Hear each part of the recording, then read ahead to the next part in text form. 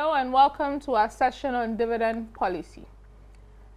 Now, dividends normally constitute one of the cash flow streams from which an investor, typically a shareholder, gains from his or her investment in a company aside from potential capital gains. Now, whether or not to pay dividends, how stable they should be, and how large they should be are questions that confront businesses every day. In this session, we seek to walk students through the various positions on dividend payments and the dynamics involved. At the end of the session, students should be able to understand the dividend retention versus distribution dilemma faced by the firm, be able to explain the Modigliani and Miller arguments that dividends are irrelevant, or the counter arguments to the Modigliani and Miller arguments which says the dividends actually do matter, and also be able to identify and discuss the factors affecting the firm's dividend and retention of earnings policy, and being able to summarize the standard cash dividend payment procedures and the relevant critical dates. Now, we're going to look at passive versus active dividend policies, factors influencing the dividend policy of a firm, dividend stability issues, stock dividends and stock splits, stock repurchase, and then administrative considerations. Now, dividends as passives. Now, the question, can the payment of cash dividend affect shareholder wealth? And if so, what dividend payout ratio would maximize shareholder wealth? Now, in general, the firm uses earnings it's able to make plus additional financing that increased equity to support any expected positive NPV project. So under this condition, it's only unused earnings that are paid out in the form of dividends. Now, this describes a typical passive dividend policy, meaning that we do not make it we do not take an active role in determining that a portion must be paid out. Dividends are only paid out after any earnings are left over from pursuing relevant positive NPV projects. Now, according to Modigliani and Miller and the total value principle, the market value of the shares in terms of the dividend the firms that pay dividend before and after dividend payment are quite identical in all respects, whether or not they pay. Now, let me try and explain this. According to M&M, shareholders are able to create any dividend that they'd want, in the sense that they still stand by the assumption of the perfect financial market or perfect capital market. So in this regard, payment of dividend is not a unique offer that the firm offers, because when they have excess cash, they will be able to, from dividends, they can just buy back shares. And when they need dividends, when the firm has not paid, they can create their own cash dividend by selling some of the existing shares that they have. So in such a market, typically speaking, dividends are irrelevant. On the other hand, we have those markets that or the arguments that indicate that dividends are relevant. Now, dividends are relevant because a certain clientele has a preference for dividend. Now, basically based on the uncertainty surrounding future company profitability. So certain investors prefer to have current dividends, and they prefer that those dividends are large. So in such a market where there's a preference for dividend, yes, dividend has an impact on the value of the firm. Now, it depends also on the taxes that the investor is exposed to. Normally, capital gains are deferred until the actual sale of stock. Now, this creates a timing option. So then, capital gains are normally preferred to dividends, all else being equal. So in high yielding or high dividend yielding stocks will normally sell at a discount and generate a higher before tax rate of return, or they should sell at a discount to be able to generate a higher before tax rate of return. Now, where certain institutional investors also do not pay taxes. Now, in this regard, then you can say that depending on the tax situation that the investor finds themselves in, dividends are relevant because they could actually be more costly compared to capital gains. So under the tax scenario, dividends are relevant. Now, on that regard, then the main idea is that there is actually a case where one can conclude to a large extent that dividends are relevant. Now, what are the factors that influence dividends? We can look at some of them in terms of legal rules. Now, legal rules, we could look at the capital impairment rule, where the state or the government may prohibit, or the regulations may prohibit, the payment of dividends if these dividends will impair the capital of the firm in question, usually either the par value of the common stock or the par plus additional paid-in capital. So where the payment of dividends will impair capital, there's a prohibition on the payment of dividends. Now, there's also the insolvency rule. Now, if the company is insolvent either under a fair market valuation or equitable sense, then obviously it is not appropriate, and for which reason dividend payments can be prohibited. And of course, there's undue retention of earnings rule, which prohibits the undue retention of earnings in excess of the present and future investment needs of the firms. Now, of course, these are peculiar legal rules that may apply to different jurisdictions accordingly. Now, other issues that influence dividends to be considered: the funding needs of the firm. Now, if the firm has funding needs, given that retained earnings constitute the cheapest source of funding, then it is appropriate that the funding needs of the firm be given preference over dividend payments. Also, the liquidity position of the firm will determine whether to pay out dividends or to retain such earnings for future payments or obligations. Now, the firm's ability to borrow is also crucial in affecting whether or not dividends will be paid. In a market where it's easy to borrow or easy to raise external financing, or quite cheap in raising external financing, payment of dividend face no restrictions. However, in cases where there are debt contracts, sometimes protective covenants may be in there that ensure that until certain conditions are met, dividends should or should not be paid. And these are restrictions in debt covenants, and these in debt contracts, and these normally influence the dividends that a firm may give out.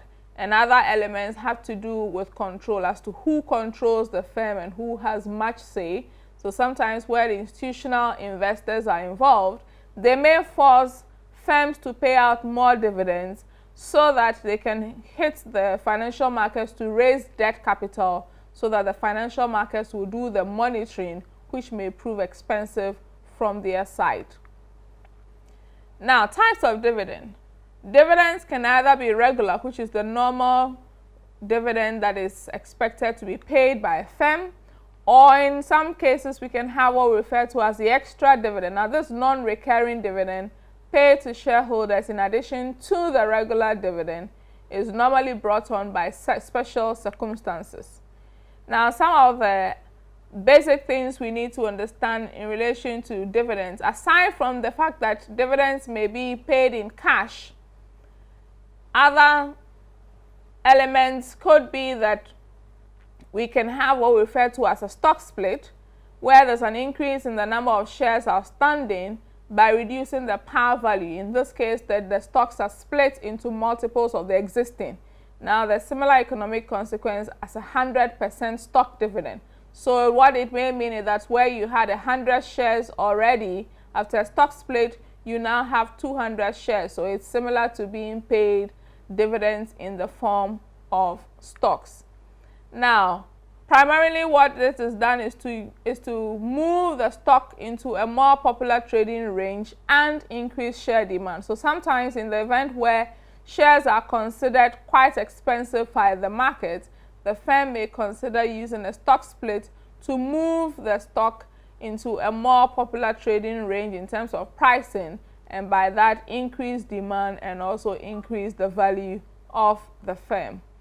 Now, That's right, and you can look at various reading points and examples on what a stock split can do and how that can impact equity accounts. Now, when stock dividends are paid, it holds certain values for the investor. Now, one of them is that it has an effect on investors' total wealth. And it also has an effect on the investor psyche. And it may also have an effect on the cash dividends payable in the near future. And of course, its impact also is that it makes the firm more popular in the fact that it moves it to a popular trading zone and also can provide some informational content as far as the firm's trading of shares is concerned. Now, on the other hand, we can have a reverse stock split. So now that's the opposite of the stock split. And so what it does is to reduce the number of outstanding shares. Now, it's normally done to move the stock also back into a more popular trading zone and possibly increase demand. And then it may signal negative information to the market upon its announcement. And that's more from empirical evidence. So a reverse stock split is something that should be considered carefully because it can signal negative information to the market. Then we also have stock repurchases. Now, this is where the firm buys back the stock, the issuing firm buys back either through the open or in the open using the secondary market or by a self-tender offer. Now, the reasons a firm may decide to do a repurchase is that it's the stocks may be available for management stock option plans.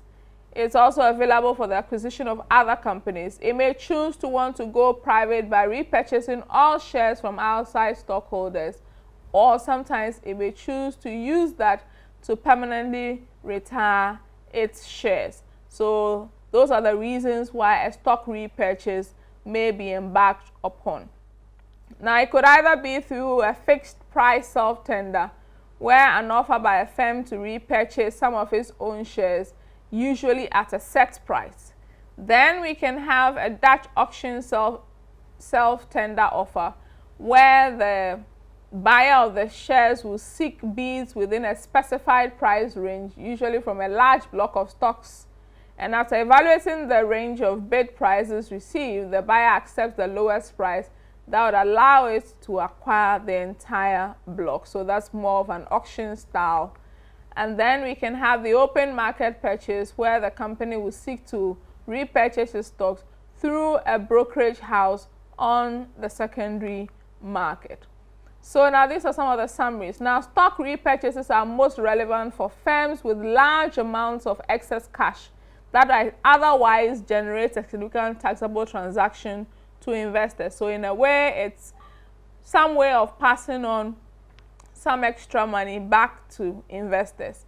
Now, firms must be careful not to make such purchases a regular thing, or would have the tax institutions consider that as evasion of tax, and so may consider that as dividend for tax purposes. Now, when stocks are repurchased, they are held on normally as treasury stock, and therefore does not necessarily provide any expected return to investors. But then what it does is to change the debt to equity ratio of the firm, because at this point they have a lower level of equity capital in relation to existing debt, all things being equal. So the firm moves into a higher financial leverage position. So those are the implications we have in relation to repurchasing of stocks. Now, let's look at some basic administrative considerations as far as dividends are concerned. Now, when dividends have to be paid, normally the board of directors will meet on a particular day to declare that a dividend is payable to shareholders on a particular date, and also based on who and who may be on record on that date. And so on the days that the board meets to declare, we refer to that as the declaration date. Now, the payment date is the date when the payment of dividends are actually made. Now, in terms of the date of record, that is the date on which all those who are shareholders at that time and on record as being shareholders qualify. Now, normally 2 days before that, if you buy shares 2 days before that, given the transaction period, you won't qualify. But post that particular date and after the date of record, anybody who buys shares is no longer considered for dividend payments. And then those are some of the administrative issues that need to be considered whenever a shareholder or an investor seeks to buy shares, because these could affect the dividends that are due to you or may be due to you by virtue of the date of purchase. Thank you very much for your time. See you in the last session.